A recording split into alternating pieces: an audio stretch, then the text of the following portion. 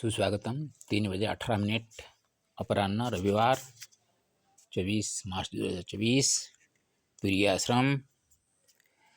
आज मैंने सोमगोड़ा गया था। सोनगोड़ा सोन नदी का उद्गम स्थल में गया था। वह एक वैद्यराज को मैंने मिला। सोमेश्वर वैद्यराज जी हैं।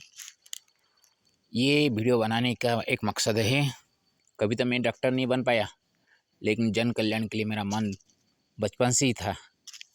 तो आज कैसे ये अमरेश्वर की कृपा से और सोमेश्वर की कृपा से सोमेश्वर वैद्यराज मिल गए, उनके ऊपर मैंने रचना किया हूँ। सोमेश्वर वैद्यराज सुनिए। शोणोद्गमाधिपतिश्च वैद्यराजो विचक्षणः सोमेश्वर महाराजो सोनगोड़ामरकंटके। अमरकंटक में सोनगोड़ा एक है, जहाँ की सोन नदी का उद्गम है। नर्मदा जी का बहन है। उनको ये सूर्यभद्रा भी बोलते हैं। वहाँ एक महाराज रहते हैं। वो आश्रम का वो अध्यक्ष है। वो वैद्यराज हैं। जड़ी बूटी का बहुत ज्ञान उनका है। मैं उनके साथ मिला, उनके साथ रुक कर देखा। मेरे दो समस्या थी। एक साक्षी जी मेरे को, एक उनका पिताजी मेरे से संपर्क में हैं। उसका हाथ दोनों पूरा थरथरार हो रहे हैं। मैं तो कोई वैद्य नहीं हूँ, कैसे उसका उपचार कर सकता। सिर्फ भगवान को पूजन करने के सिवा और कुछ नहीं है। और हेमंत जी जो मेरे को हरिद्वार में मिले थे, राजस्थान का राजसमंद जिले का, उनका पिताजी का शुगर का बीमार है। उनके लिए वो कुछ दवा चाहते थे। ये दोनों का आज मिला दिया। मन में एक खटास थी कि कैसे मैं उन लोगों को उपकार कर सकता हूँ। ये अमरेश्वर की कृपा है। माता रेवानुजयाख्याता सूरभद्रा हरंगजा मामा सौभाग्यमस्तीति तर्कयामि सुदर्शने। मेरे को राकेश सिंह कहे थे कि वो सोमेश्वर के साथ दर्शन करने के लिए, उनके सानिध्य पाने के लिए। सोनगोड़ा कहाँ पे मेरे को पता नहीं था। आज मैंने तो नर्मदा मैया का जो नया मंदिर की तरफ चल रहा था, रास्ते में पूछा तो इस रास्ते में ही है। ये जो माँ की बगिया की रास्ते से ही ये सीधा जाना है। यहाँ से 2 किलोमीटर है। तो मैंने वहाँ गया। जाने के बाद देखा मेरा भाग्य किस तरह का, सौभाग्य किस तरह का साथ दे रहा है। देखिए, ऐसा मैंने तो केदारनाथ तक होकर आया हूँ। कहाँ पे इससे मेरे को साधु संत होते हुए, वैद्यराज होते हुए मेरे को नहीं मिले थे। आज कैसे मिल गए देखिए। स्वरिता दक्षिणा रेवाभिमुखे न भवेद्गति स्वयोदयोश्चरद्य श्रीशोणाक्षी दर्शनमतिः। अगले कल मेरा इस रास्ते में ही, मैं जिस तरफ दिखा रहा हूँ उसी रास्ते से ही सोनगोड़ा होकर आगे बढ़ना है, दक्षिणाभिमुख होकर। और यह काल तो मैंने यहाँ पे ही रुका हुआ था। ये दोनों के बीच में आज का बात देखिए कि श्री सोनाक्षी का दर्शन मेरा हो गया, देखने का मति मेरा हो गई। रविवासर पूर्णांत शुक्ल पक्षस्य फाल्गुनी रेवेश्वरो मयि पश्य कीदृशी वर्षति कृपा। आज रविवार है, पूर्णिमा है, जो कि अंतिम शुक्ल पक्ष का अंतिम दिन आज है। काल भी पूर्णिमा है। आज चतुर्दशी जो है कि सुबह 9 बजे तक, 9:40 तक ऐसा कुछ है। अभी पूर्णिमा लग गई है। तो पूर्णिमा में मैं गया था दर्शन करने के लिए। देखिए, ये रेवेश्वर जो है, उनको रेवा कहा जाता है। नर्मदा जी का रेवाखंड उसके लिए ख्यात है। उनको रेवा ही कहा जाता है। नर्मदा जैसे ही आमतौर पर बोलते हैं, लेकिन रेवा ही उनका, जो कि सोमेश्वर महाराज बोले कि रेवा ही उनका प्रकृत नाम होते हैं। जैसे हमारा एक कुछ दस्तावेज का नाम होते हैं, प्रमाण पत्र में होते हैं, और कुछ बुलाया जाता है प्यार से, ऐसा होता है। उसी तरह नर्मदा जी का रेवा ही उनका प्रकृत नाम है। तो ये रेवेश्वर जो है उनका मेरे ऊपर किस तरह का ये कृपा बरस रही है, आप देखिए। वैद्य भाव मनो मध्ये बाल्यादेव सुविद्यते वैपरीत्य नियतेर्मे संतरूपेण सद्भ्रमः। ब्राह्मण दो प्रकार के होते हैं। एक मनमानी ब्राह्मण होते हैं, एक ब्राह्मण बिना कारण का ब्राह्मण होते हैं। लेकिन एक ब्राह्मण है जो कि सज्जनों का हित करने के लिए, विश्व का कल्याण करने के लिए, लोगों का कल्याण करने के लिए, लोगों का कल्याण कैसे हो ये चिंतन लेकर जाना, इस प्रकार दो प्रकार के ब्राह्मण होते हैं।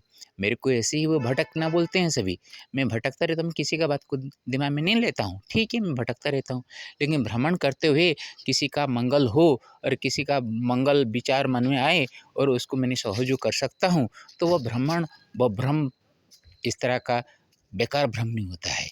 तो ये जो वैद्य भाव का मेरे मन में तो बचपन से ही था, क्योंकि हमारा वहाँ के एक डॉक्टर रामचंद्र पट्टनायक जी है, जो कि रात में मेरा लिखना अक्षर मेरा अच्छा नहीं है, मैं जाके उनके डायरी में लिख के आ जाता, तो वो रात 1 बजे 2 बजे जितने भी हो, वो अपने के फटे के छोटा सा मटर में बैठ कर वो आएंगे। और मेरे छोटे मामा का लड़की है जो कि चिन्मयी, उसका बोला ना नाम है जूली, उसका तबीयत बिगड़ गया था, तो वो रात में आकर उसको, उस वक्त करंट भी नहीं है, विद्युत नहीं थी, तो तेल की दिया लगाया गया था, तो उसी में आकर वो चिकित्सा करके जो कुछ दवा दे के चले गए। उसी में वो सुबह वो प्राव के होकर खड़ा हो गई और खाने के लिए मांगने लगी। जब मैंने खाना अच्छा नहीं लगता था, खाओ खाओ बोल रहे थे, अभी मैं खाना मांग रहा हूँ, कोई नहीं दे रहा है, ऐसा बोलने लगी वो। आज तक वो उसकी बात मेरा दिमाग में है। ये देखकर मेरे मन में था बचपन से कि मैं एक ऐसा डॉक्टर बनूं कि लोगों का मैंने कुछ काम कर सकूं, किसके काम में आऊं। लेकिन उसका पूर्ति तो हो नहीं पा रहा था। लेकिन आज जैसे मेरे साथ एक संत ने एक प्रेम भाव से दर्शन किया, मेरे साथ मिलन हुआ, मेरे को एक चंदन का एक लकड़ी दिए लगाने के लिए, और एक चंदन का एक होते हैं माताजी को लगाने के लिए एक गुली जैसे होते हैं, उसको घुला कर लगाने के लिए। और उनसे मैंने वो तो मेरे को एक फलारी का एक भी पकड़ दिए, उससे मेरा भाव बढ़ गया। मैं देखा जो मैं तो नहीं हो पाया, हो सके तो उनके संपर्क में मेरा आकर कुछ तो रोगियों को मैंने रोग, असाध्य रोग से उनको मुक्त दिलवा सकूं। द्युर्लोके वामरकण्टकमागत्यानुभूयते द्यावा पृथ्व्यतिरिचास्ति स्वर्गसुखं पुनः कुतः। द्युलोके एव, द्युलोके का मतलब आकाश में, अमरकंटकम आगत्य, जो स्वर्गता में बोलते हैं कहाँ पे, ऊपर है, लेकिन अमरकंटक आगे ये मेरा अनुभूत होता है। द्यावा पृथ्वी इति अतिरिच्य, एक स्वर्ग है, एक हमारे मर्त्य, ये दोनों में ही आप स्वर्ग देख सकते हैं। ये दोनों को छोड़ देने के बाद तो स्वर्ग कहाँ पे है? जो कि स्वर्ग हम नहीं देख पा रहे हैं, तो हम यहाँ पे आकर अमरकंटक में स्वर्ग देखना चाहिए। तो ये मेरे को जो स्वर्ग सुख का पुनः कृत, ये स्वर्ग सुख तो मिलने वाला और कहाँ पे मिल सकता है? रामेश्वर कृपापात्री बुद्धेश्वरे मम स्थिति रेवेश्वरामरेशे सौम्य साक्षी हेमंत सुस्तता। रामेश्वर का कृपा पाकर मैंने तो सप्तमुखी लक्ष्मी नृसिंह का पूजन कर रहा हूँ। वो चलते हुए रविवार का दिन हुआ था, अक्टूबर महीने, जो कि 2021 अक्टूबर 9 तारीख हुआ था। जब मैं रास्ते में चल रहा था, मेरे सामने आँखों के सामने सूरज का किरण गिर रहे थे तो एक चमकीला एक रूप मेरे सामने आया था। वो है सप्तमुखी नृसिंह और सप्तमुखी महालक्ष्मी का, जो कि मैंने आपको बार बार बता रहा हूँ हर एक वीडियो में। गणेश जी, हनुमान जी, और अभी मैंने बुद्धेश्वर के रूप में शिव जी को बैठाया हूँ। मेरे नृसिंहनाथ आराध्य देव है। बालाजी जी का दर्शन नहीं कर पाया था, पैदल चल के आया था लेकिन दर्शन नहीं कर पाया था, कोरोना के बाद का पीरियड है। तो श्री राम जी मेरा तो स्वभाव ही राम जी का स्वभाव है, संत स्वभाव में लेना चाहता हूँ। और श्री कृष्ण जी कुटिल स्वभाव को तो खंडन करने वाला माहिर है वो, इसलिए कृष्ण जी को मैं रखता हूँ। और जो कि मैं ब्राह्मण हूँ इसलिए शुद्ध पुत्र होने के लिए गायत्री को बैठाना चाहिए। और गंगा जी सप्तमातृका आदि में अब जो नर्मदा जी के मैं यहाँ हूँ, गंगा के कभी दर्शन करके आया हूँ, तो गंगा जी सप्तमातृका जी को मैंने आराधना करता हूँ। और उसके साथ हमारे माँ दुर्गा है, मेरा नाम प्रमाण पत्र में दुर्गा प्रसाद है, दुर्गा जी का मैं प्रसाद हूँ, तो इसलिए दुर्गा जी को बैठाया हूँ। और कनकधारा का स्तोत्र पाठ करता हूँ, जो कि मेरे छोटे नाना त्रिलोचन पंडित श्री त्रिलोचन स्वर्गत पंडित श्री त्रिलोचन मिश्र महाभाग ने जो मेरे को एक दिग्दर्शन दिए थे कि कनकधारा स्तोत्र को पाठ करो, धन का कभी भी कमी नहीं होगा। लेकिन मैं विश्व कल्याण के लिए जो चाहता हूँ, इसलिए मेरे को घर द्वार छोड़ना पड़ा। जितना दिक्कत मैंने अभी झेल रहा हूँ, मैं जानता हूँ इसमें क्या गलतियाँ क्या है, मैं जानता हूँ, लेकिन वो गलतियाँ से दूसरों का मंगल हो तो वे गलतियाँ मेरे लिए कभी गलती नहीं है, मैं ये समझता हूँ। तो कनकधारा के बाद सरस्वती जी की कृपा नहीं होता तो मैं लिखना नहीं हो पाता। मैं स्वर नहीं है, मैं स्मृति इसे लेकर मैं श्लोक पाठ नहीं कर पाता हूँ, मंत्र नहीं बोल पाता हूँ। लोगों के सामने मेरा हंसी उड़ाते हैं, उपहासित होता हूँ, फिर भी लिखने का जो दम मेरे को मिल रहा है वो सरस्वती जी के है। और सीता जी को मैं इसलिए मानता हूँ, लक्ष्मी नारायण के साथ सीता जी को पूजा नहीं करते हैं, मैं करता हूँ, क्योंकि सीता जी जिस प्रकार का देते हैं, जो वन में भटकते हुए भी भूख प्यासा से मेरे को उद्धार करके रखती है, मेरे को चला के रखती है, इसलिए सीता जी को मैं कभी भी छोड़ नहीं पाऊँगा। और राधा जी, श्री राधा जी, राधा जी प्रेम का पुजारिनी है, और मैं जिनके साथ भी मिलता हूँ वो उनके साथ मेरा पूरी प्रेम भाव रहता है, इसलिए राधा जी को मैं कभी नहीं छोड़ पाता। ये मेरे सप्तमुखी लक्ष्मी नृसिंह है।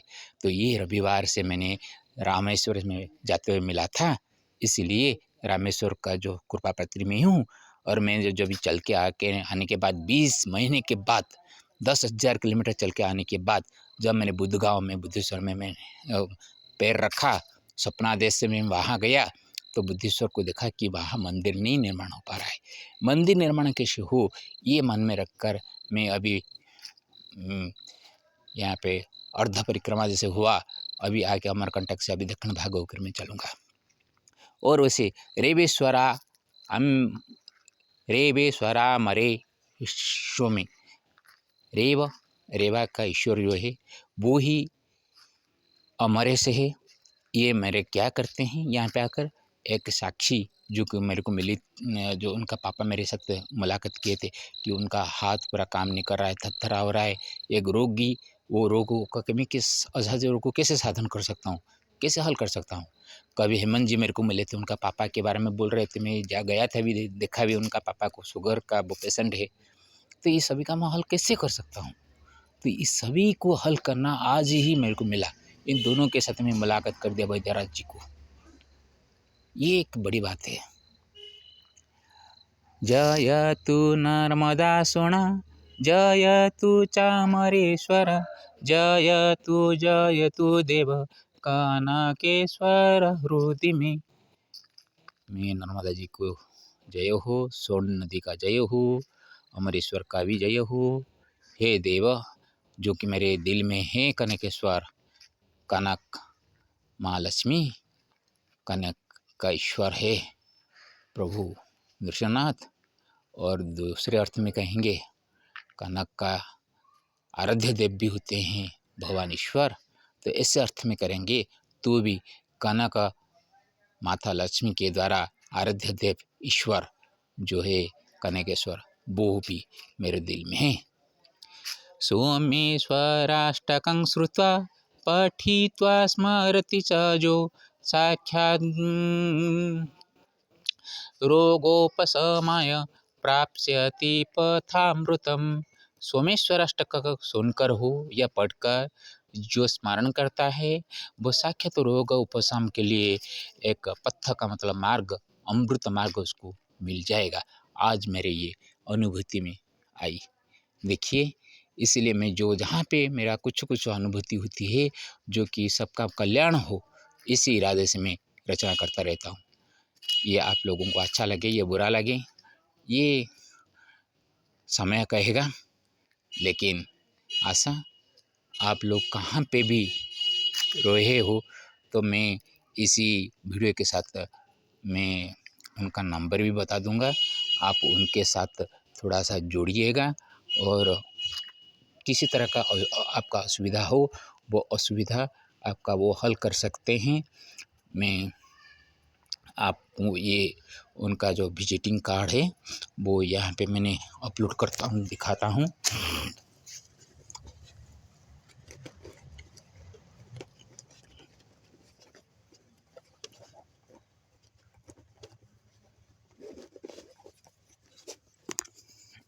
आप देखिए बगिया की तरफ कैसा माता जी का सभी चल रहा है।